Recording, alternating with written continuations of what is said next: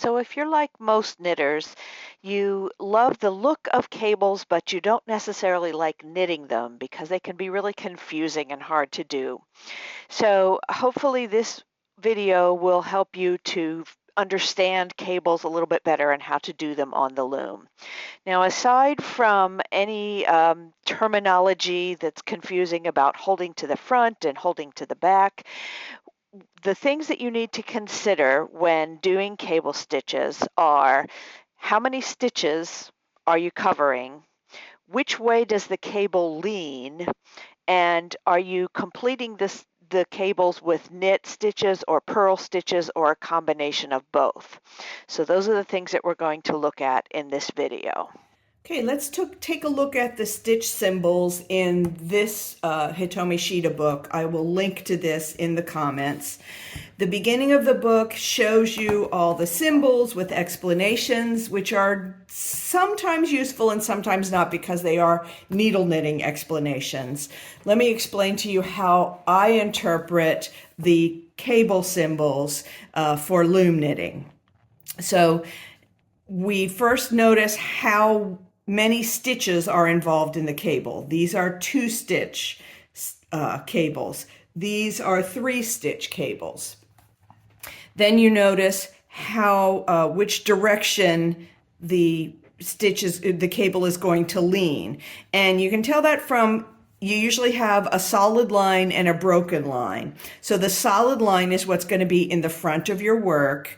And this stitch will be a left leaning because it's going from right to left. And remember that when you knit on a loom, the front of your work is on the bottom as you're working. So whichever stitch is going to be on the front, that's the one that you want to be on the bottom of the pegs as you are moving the stitches around. So this is a left leaning 2-stitch. This is a right leaning 2-stitch. This is a left leaning 2-stitch with a purl. This is a right leaning 2-stitch with a purl. Okay. When we get to the 3-stitch cables, you'll notice in this symbol, we have 1 stitch in the front and 2 stitches that move behind because of the broken lines. And again, you have left leaning. And then this is right leaning, sort of the opposite of that. This cable adds a purl, and this one adds 2 purls. So all of them these are very good visual representations of what you're going to be doing. In this video, we will do 2, 4, and 6-stitch cables. This video will just cover cables that are all knitted. I have another video which I'll link that has stitches that are knitted and purled. So if you would like to download the cable practice chart from my Ravelry site, again, I will link in the comments, and knit the beginning few rows of garter stitch, then we'll get started and I'll demonstrate the stitches.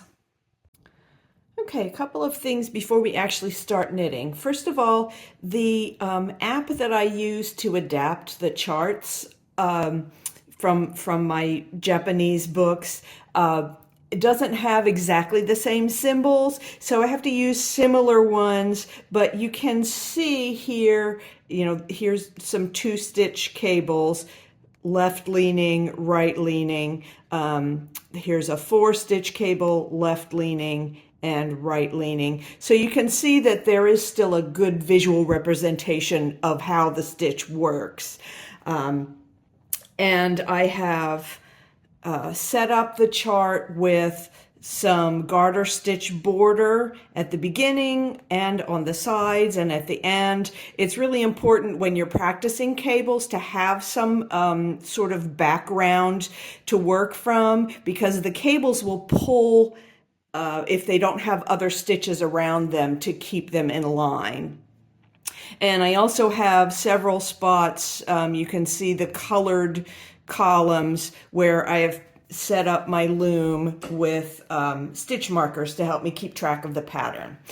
The yarn that I'm using is just a sort of generic acrylic, which is really good for practicing cables because it has a lot of stretch to it. This is a good size to be sort of the biggest size I would use on this gauge loom, because you don't want your knitting to be too, you want your stitches to be a little bit tighter to show off the cables.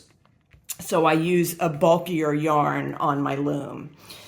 Okay, I am at row 6 of this practice chart, and I'm going to start with the edge of the pattern here and come across to where the middle, where we'll do our first cable. Again, you can kind of see how I've put together the pattern. We have those couple of stitches at the edge of garter stitch border, and I've started on the non-dominant side for me so that my garter stitch rows are going the direction that it's easy for me to knit garter. And a lot of times I will add a twisted knit or E-wrap at the edge of a pattern, because a column of twisted knits really kind of sets off the pattern visually. And then we have some more pearls. Between these blue stitch markers, there will be a 4-stitch cable coming later. So I'm starting with just knits in there. And then I have 2 more pearls. And now I'm at this place in the center of the pattern where I have 2-stitch cables next to each other. With this kind of a pattern, I'm going to actually set up all 4 of these stitches first and then knit them off. So first I have to have a left leaning cable and then a right leaning. So basically the stitches are leaning away from each other. So I'm going to use these 2 stitches. I want a left leaning cable, so the stitch on the bottom should go from right to left. So I'm going to pick up the other stitch first, and with just these 2-stitch cables I can just use my finger to hold that stitch, and then I'm going to move the stitch that's going to show the cable from right to left. So I've got a left leaning cable, and then the other one goes down on top on the other peg. Now I'm going to do the opposite here. I need a right leaning cable here, so I'm going to pick up the other one first, move the one that needs to be in the front, and then put the other one back down. So now I have 4 stitches in a row that have been moved, and they all just get knit off.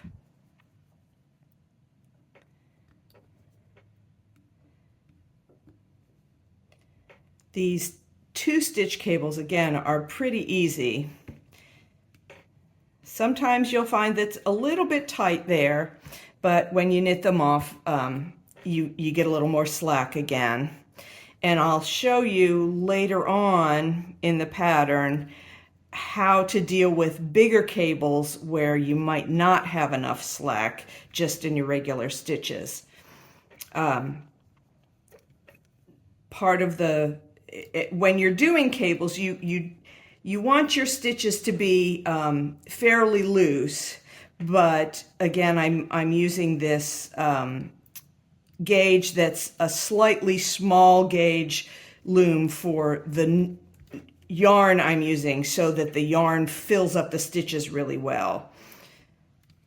Some patterns are good to be lacy and have a lot of air between the stitches, but cables, you kind of want them to be fuller. So I'm finishing up this row, and notice on this pattern that the cables all happen on the even numbered rows. It's just easier to work one direction. So, and quite often the way cables work, you don't usually do a cable on every row. They usually happen every other row or maybe every 4 rows. So that makes it easy to kind of work the cables in the direction that's easier for you to knit. I'm going to go off camera and knit rows 6, 7, and 8 of this pattern, and then I'll come back on row 9 and show you the 4-stitch cable. Okay, I have knit row 7, 8, and 9. We're ready for row 10, which has some 4-stitch cables as well as those 2-stitch ones in the middle. Notice that, so this first 4-stitch cable, I'm looking at the symbol, and the 2 stitches on the right to start with are going to move over to the left. Those are the ones that are going to be in the front. So I'm going to pick up the other 2 stitches first when we get there. So first I will work my way over here, do the garter stitch border and that twist to set off the edge of the pattern. Then I have 2 more garter stitch. Now I am at my blue stitch marker, and these 4 pegs marked by the blue are going to be my cable. So for a 4-stitch cable, I'm going to need my cable needle. And as I said, I'm going to pick up, since the stitches going from right to left are going to be in the front, I'm going to pick up the other 2 stitches first. And I start at the outside and pick up 1, 2 on my cable needle.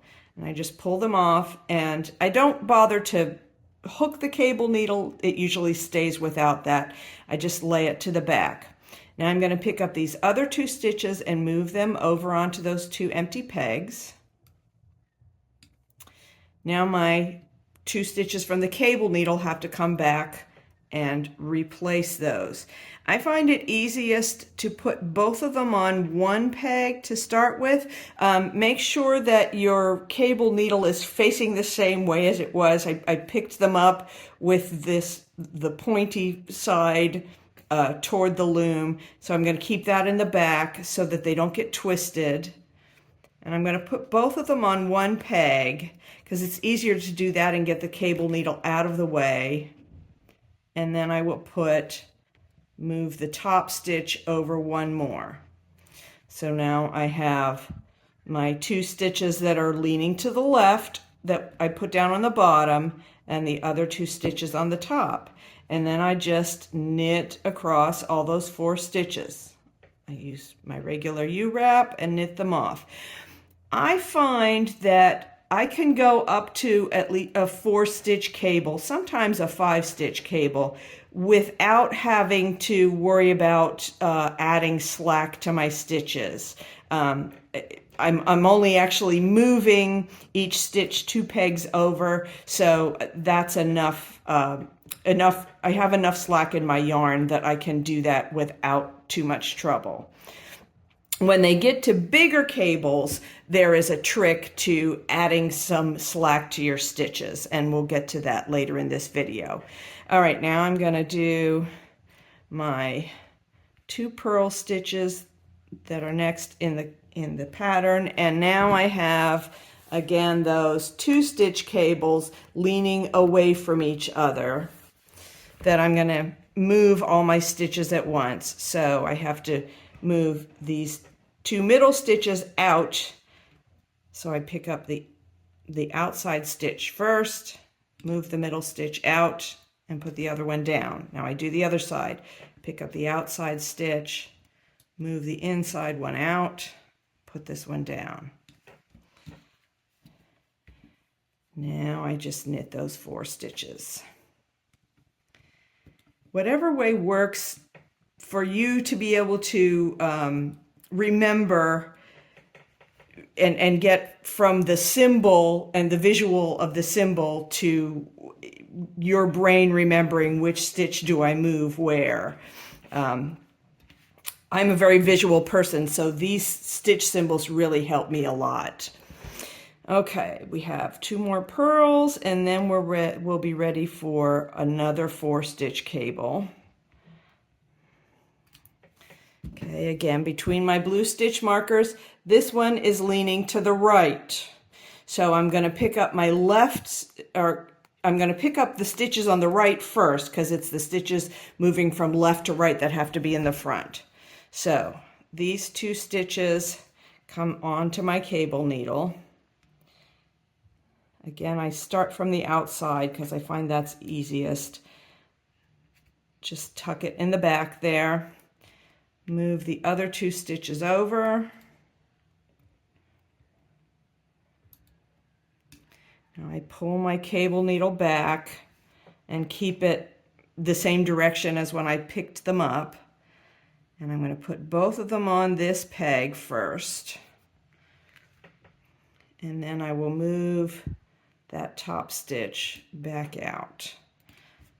Okay, so now I've moved all 4 of my stitches. I can wrap them and knit them off.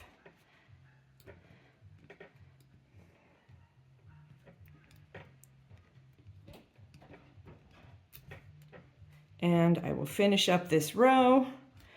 Again, the importance of having the garter stitch border, which keeps your work from curling, and also, like I say, gives you some kind of background to hold the tension of all the stitches, especially when you're doing cables, because they tend to pull a lot. So having some background is good.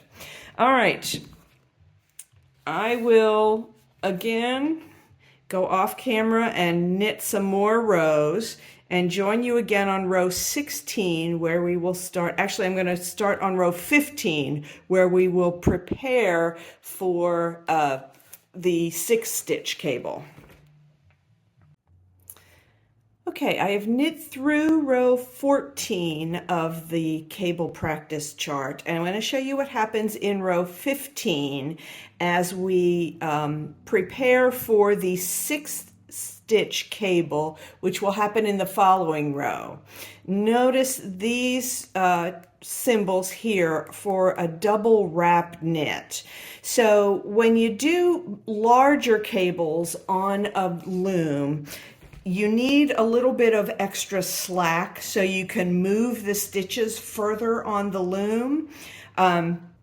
So I find that I can do up through a 4 and probably a 5-stitch cable without adding this wrinkle. But when I get to about a 6-stitch cable, and possibly depending on the yarn you're using, you might have to do it with some smaller ones as well. You need to double wrap a couple of stitches in the row before so that you have some slack in the next row when it's time to do the cable. So I'm knitting across this row. This row doesn't have any cable stitches in it because it's one of the alternate rows that don't have the cables. But when I get to this center, what I'm going to do is double wrap a couple of stitches. So this, between these pink stitch markers, is where I'm going to do a 6-stitch cable in the next row. So I'm going to do a regular wrap for 2 stitches, and then in the middle I'm going to double wrap these 2 pins. So you can see I'm not doing an E wrap. I'm starting out like a U wrap. I'm going to wrap around once and then come around again, the front again, and to the back to get that double wrap. Around once and again, and then come to the back. And you can see there are 2 strands there that I've wrapped. Now the tricky part is when you knit off, don't leave the 2 strands that you just wrapped. So I'm going to knit just the one strand from the row before off. And then I have, and when I pull my, and this is something I always do with my knit stitches on a Kiss loom, I'm going to pull a bit of slack into these stitches because I had to wrap them tightly to get the other stitches off around them. So it takes a little bit of extra finagling to get some slack in these stitches. But then you've got 2 double wrapped stitches so that when I get there in the next row, I'll be able to undo the double wrap and have some extra yarn, some slack in those stitches so I can move them all around. So let me finish this row and show you how that works. We will also get a chance, no we won't. I don't have any other cable stitches on this row. So you'll get to see how we do the longer cables. These can be a bit challenging, and most of the time I'm not doing anything more than about a 4-stitch cable. But they do look nice, and so they're worth learning how to do. Usually a pattern that has these 6-stitch cables tends to not have a lot of them, although it depends. A lot of the cables that I do are in Celtic knitting patterns as well. So those, again, these are useful techniques to know. All right. There's my, just about ready for this 6-stitch cable. All right, so now I'm up to the pink stitch markers. Here's my 2 double wrapped stitches in the middle. What I'm going to do is undo the double wrap. So I'm just going to catch the back with my, so that you've got one big loop there. Okay, and now what I usually do before I start moving stitches around is kind of distribute that slack so that all of 6 of the stitches have a little bit of extra. Okay, now the cable is left leaning, and we're going to pick up 3 stitches on this side and move them over to this side. Actually, we have to pick up the ones that go in the back first. So I'm going to start with these. These are the stitches will go in the back because it's a left leaning, so I pick up the ones on the left first. 3 stitches on my cable needle and pull them all to the back. Now I take the next 3 and move them over.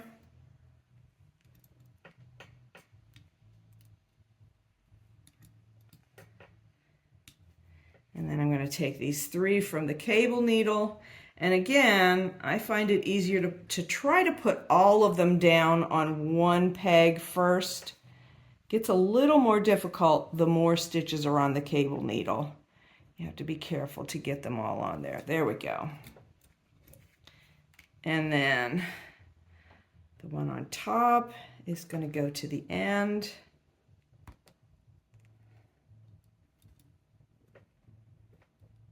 I am having to stretch these a little bit.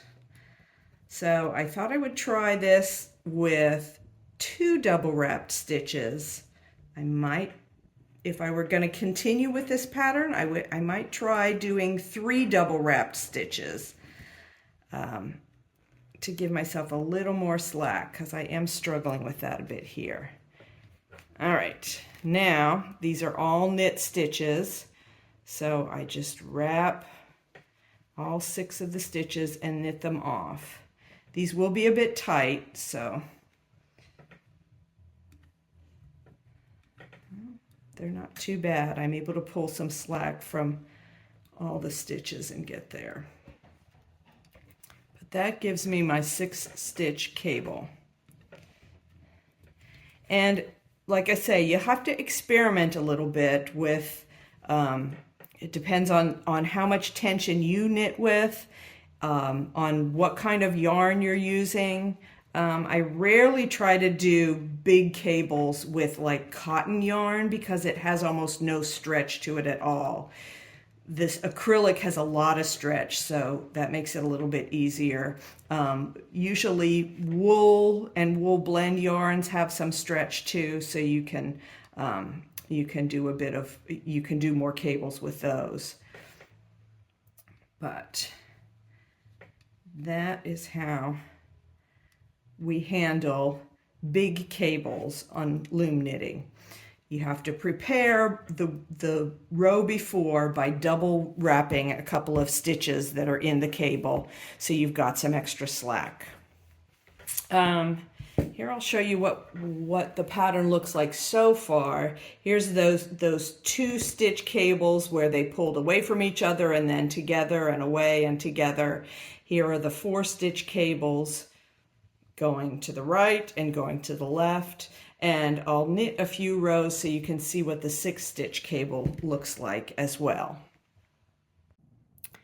Okay, I have knit through row 21, which you can see is the end of the cable section of the pattern. All that's left is a few rows of garter stitch to give you a nice border. Let me show you what this looks like. You can see those 2 stitch cables here, the 4 stitch cables at the sides, and these couple of 6 stitch cables in the middle.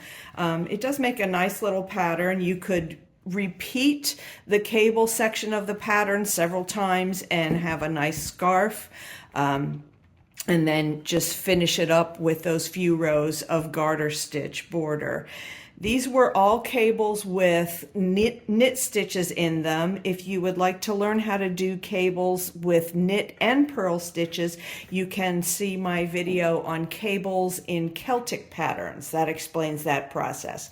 So I hope you've enjoyed learning from this video, and I hope you will watch some more and learn some more about doing these really interesting patterns on loom knitting.